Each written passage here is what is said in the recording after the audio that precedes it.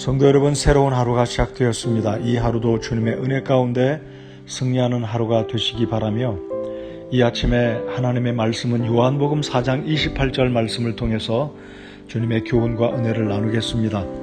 그때의 여자가 자기의 물 항아리를 버려두고 자기 길로 가서 도시로 들어가 사람들에게 말하되, 이 한 구절을 통해 버려야 할 것과 붙들어야 할 것이라는 제목으로 말씀을 전합니다.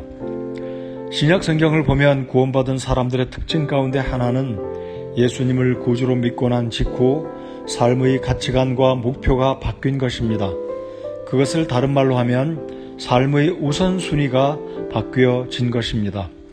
구원받기 전까지는 자신을 위해서, 그리고 자신이 원하는 것을 위해서 살아오던 것을 모두 버리고 전심으로 주님을 따르는 삶을 산 것입니다. 저와 여러분은 어떻습니까? 본문에 나오는 이 사마리아 수가성의 여인은 자신의 욕망을 위해서 한평생을 살아온 사람이었습니다.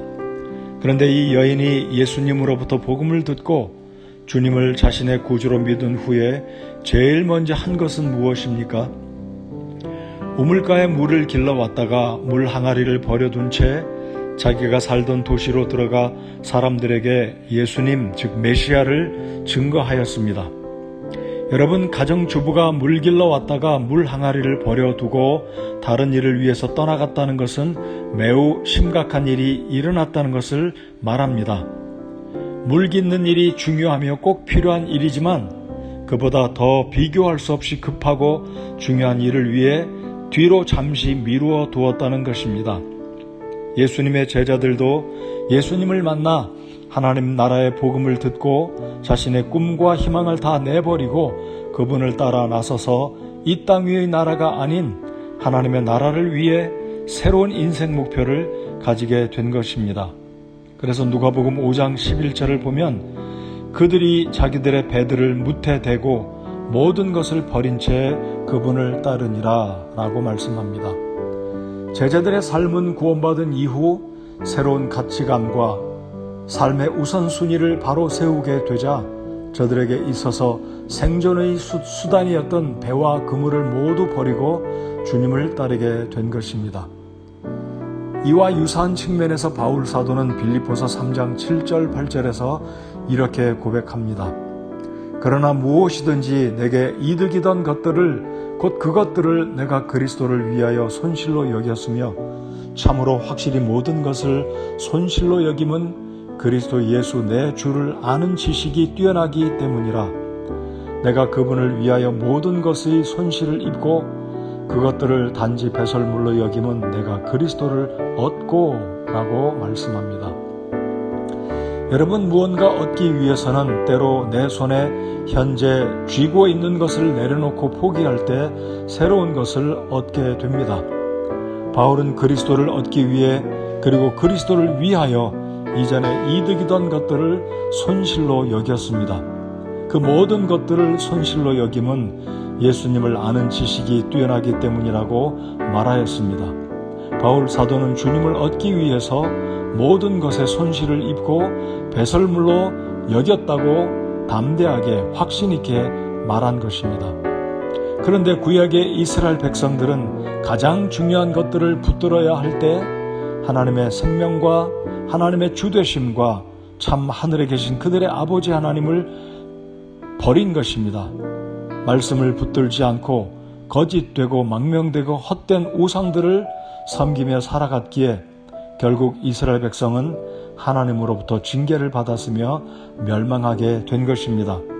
그래서 사무엘상 8장 8절에 이르시기를 내가 그들을 이집트에서 데리고 올라온 날부터 이날까지 그들이 행한 모든 행위에 따라 그들이 그런 일들로 나를 저버리고 다른 신들을 섬긴 것 같이 내게도 그리하는도다 라고 말씀하고, 역대하 34장 25절을 보면 이는 그들이 나를 버리고 다른 신들에게 분향하며 자기들 손의 모든 일로 내 분노를 일으켰기 때문이라.